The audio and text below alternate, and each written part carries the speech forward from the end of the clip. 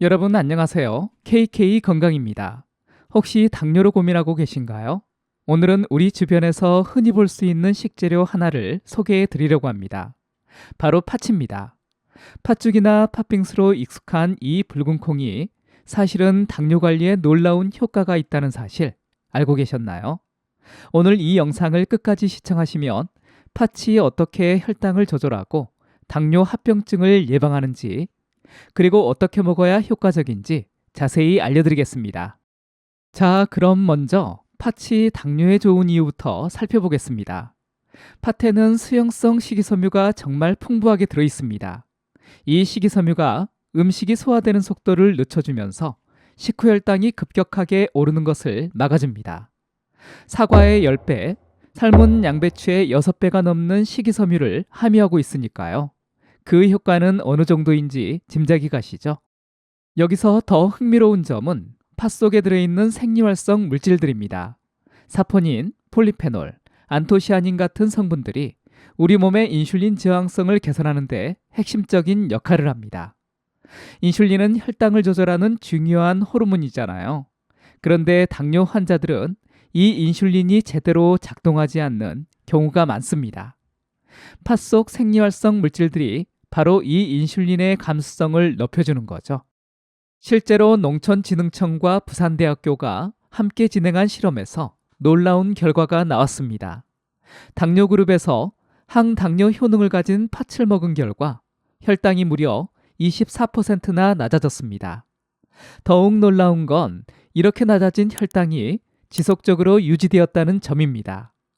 또한 경상국립대학교 연구에서는 항당뇨 팥 추출물을 투여한 실험지의 혈당이 63% 이상 떨어졌고 인슐린 저항성과 뇌당능 장애도 개선되었습니다.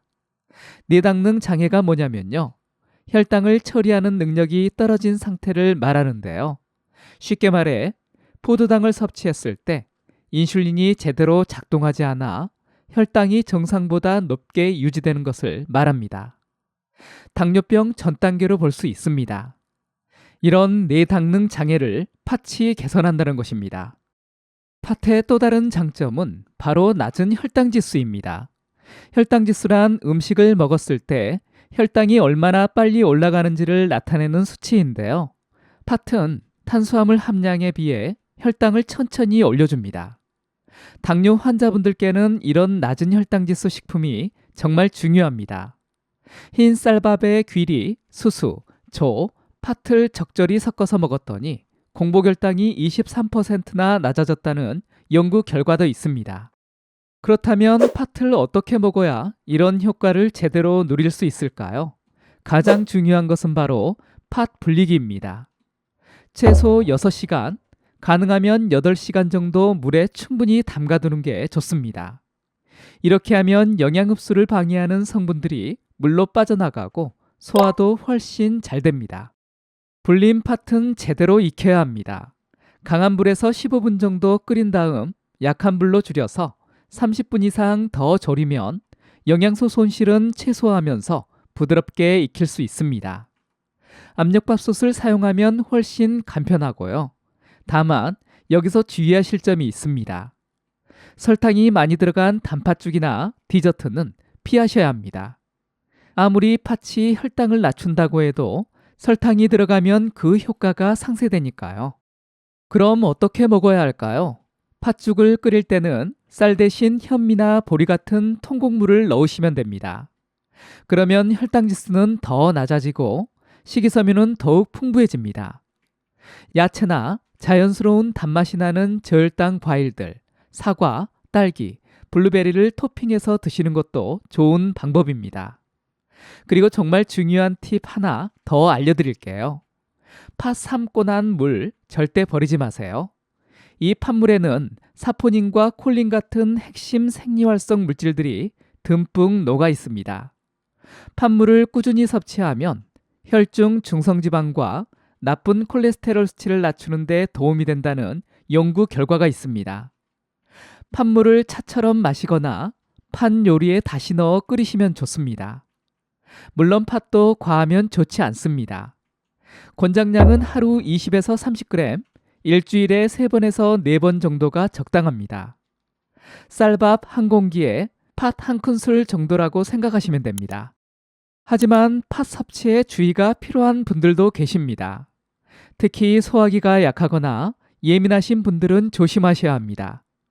팥의 식이섬유가 상당히 단단해서 소화 과정에서 자극을 줄 수 있거든요.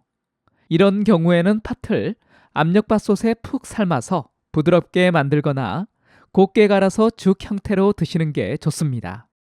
신장 기능이 떨어지신 분들도 주의가 필요합니다. 팥에는 칼륨이 꽤 많이 들어있는데요. 삶은 팥 100g당 약 530mg 정도입니다. 신장이 제 기능을 못하면 칼륨이 몸에서 배출되지 않고 쌓여서 고칼륨 혈증이라는 위험한 상태가 될 수 있습니다. 이렇게 되면 심장 박동에 문제가 생기거나 근육 경련 같은 증상이 나타날 수 있으니까요.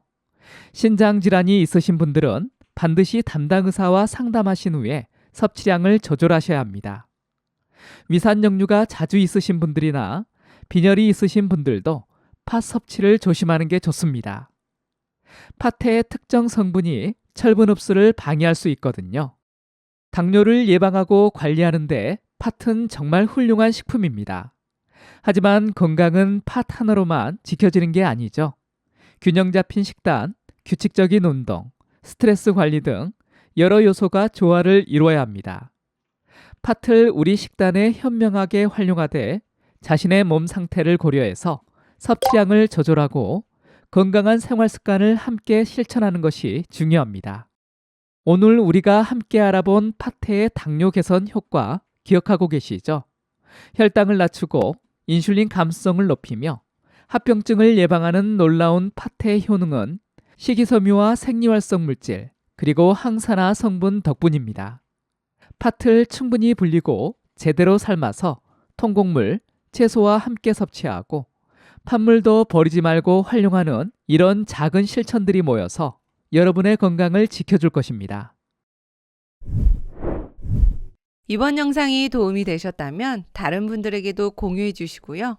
구독하기, 좋아요 눌러주세요. 감사합니다.